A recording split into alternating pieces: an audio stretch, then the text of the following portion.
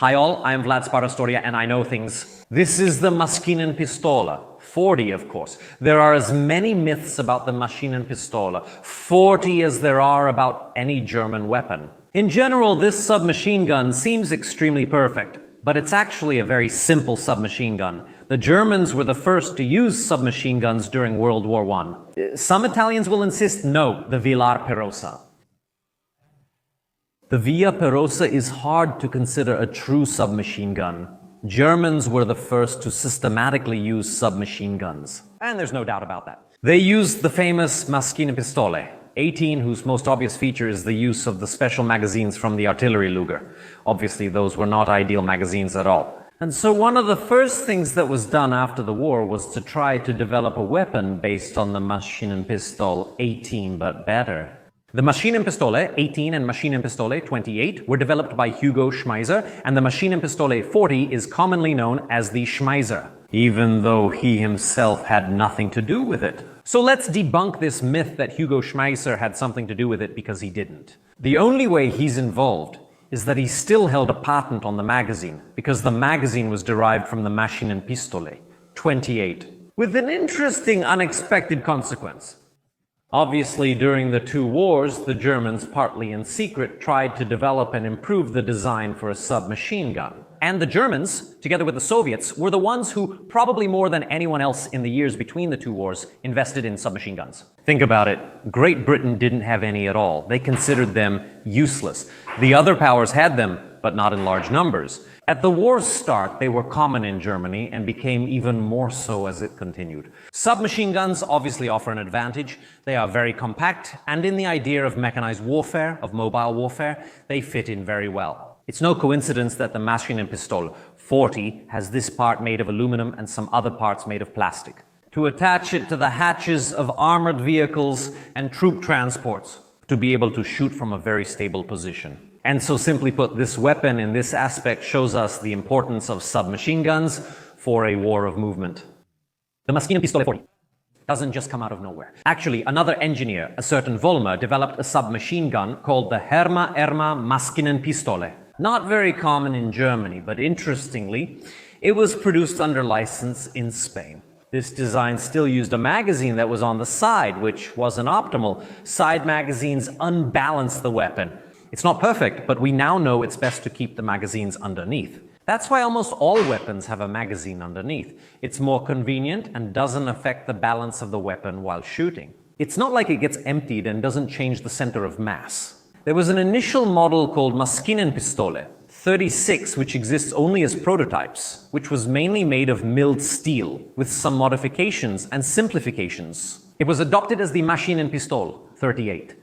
Early in the war, the Germans didn't have the Maschinenpistole 40 introduced in 1940, but did have the Maschinenpistole 38. They are very recognizable.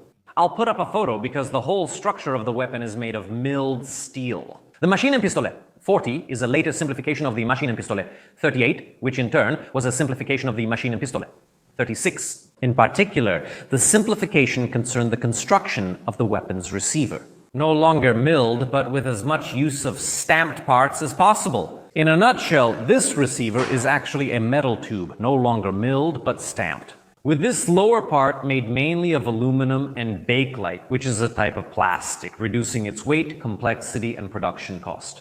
An interesting thing I mentioned to you concerns the magazine. Then let's take a closer look at exactly how the magazine is removed. I told you this magazine comes from and is nearly identical to the Maschinenpistole 28's magazine. And it was, in a way, developed by Schmeisser. The English, as I mentioned, didn't have submachine guns when the war started, and a bit in a panic they copied the Maschinenpistole 28 in the so-called Lancaster, which was mainly used by the British Navy. From an extreme simplification of the Lancaster comes the Sten. The Sten, which we already saw on the channel months ago. If you haven't seen it, it's one of the very first videos, actually the first day I came here to this shooting range to film. It's not a perfect video, but I recommend checking it out. The interesting thing is that the Sten magazines are actually Lancaster magazines, and the Lancaster is an Maschinenpistole 28. The Maschinenpistole 40 evolved from the Herma Maschinenpistole, which modified the Maschinenpistole, 28 into the Maschinenpistole, 36, 38, and 40. Actually, it keeps the magazines. The magazines of the Maschinenpistole, 40, and the Sten are compatible, and this is a Sten magazine. They don't have an original magazine for the Maschinenpistole, 40, so they use this one from the Sten, which, as you can see, fits perfectly and seems to feed the weapon properly. And it wasn't, as many say, something the British made up so they could reuse German magazines. Actually, it's just coincidence, since both weapons, by different convoluted paths, come from the Maschinenpistole 28. Usually, ammunition and magazines are developed first, and then the weapons. Nowadays, weapon designers use magazines that already exist. They build weapons around them, so the magazine is often an element that gets preserved, and it gets repeated in various models. So is it true that the magazine of the Sten and the Maschinenpistole 40 are compatible? It's just a coincidence, as development happened in parallel in two countries. As usual, now we're going to move the camera. Let's take a closer look at the features of the weapon. Next, a live fire test. The Maschinenpistole 40 is described by fanboys as this amazing super submachine gun, but in reality, it's just a very simple blowback submachine gun. On the left side, we don't see any controls actually, we only notice the attachment for the sling. Back here is a sling attachment point, and there's another one in the front. On the left side is where all the controls are.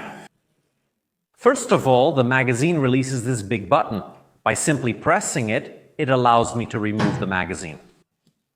The magazine. Double stack, but with single feed, not alternating. That's not a great thing for firearm magazines. It simplifies production and design a bit, so to speak, but double stack magazines with alternating feed are much better. I think one of the weak points, both for the Sten and the Maschinenpistole 40, is the magazine itself. We obviously have the charging handle. By cocking it, the bolt is engaged. It stays open because the weapon fires from an open bolt. By pulling the trigger, the bolt will close, pick up a round from the magazine, and fire it directly. With the force of the explosion, the bolt will recock itself. The weapon is fully automatic only. As long as you hold the trigger, the bolt can keep opening and closing infinitely until you release the trigger. And the bolt will once again catch on the sear. The only safety present on the weapon is this notch. By pulling the bolt back, just like the Sten, after all, they come from the same weapon, the bolt can't go anywhere.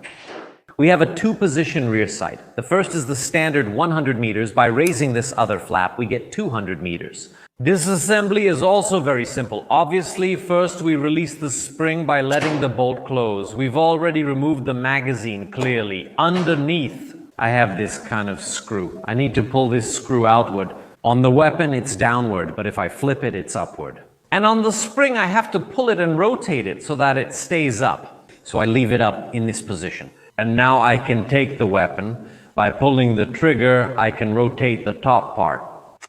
As you can see, which will come apart into several pieces.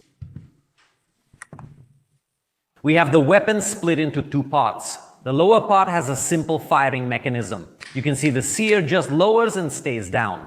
To make the weapon fire, we have the upper receiver part. By pulling back the charging handle, can I remove the bolt along with the recoil spring? So we have an apparently empty tube with an ejection port and the barrel up front. Then we have the bolt, the recoil spring with the integrated firing pin. This is a whole spring unit that, as you can see, can be compressed, but it's very convenient because there's no external spring, so there's no risk of losing it. When the weapon completes its locking, up front, you can see the firing pin comes out, and you can also see the extractor. And here in this channel, the fixed ejector slides. Here you can clearly see how the firing pin comes out, which, I repeat, is on the spring.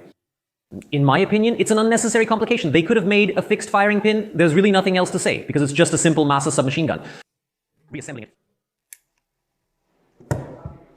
Obviously, it's the reverse process. This slides from a rotated position. By pulling the trigger, I insert everything. Can I do it then? Rotate the position. I'm turning the spring since it won't snap.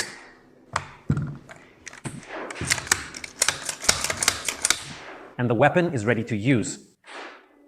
Let's go try it. All right, here we are. Let's load the magazine. It's really uncomfortable to load. As I already mentioned to you, double stack magazines for these things are clearly superior. I like this one too, like the Thompson, which is my top World War II submachine gun right now, honestly. And generally, the Maschinenpistole 5 is at the top. You don't see it, but I have to push you against the leg to be able to lower it. Oh. I'm sweating more loading the charger than actually working. Other things. I didn't load 32 because from my experience with the Sten, I realized it's pointless to load it fully. Too much. There are too many problems. Okay, we have armed. Let's insert the magazine. And we can proceed.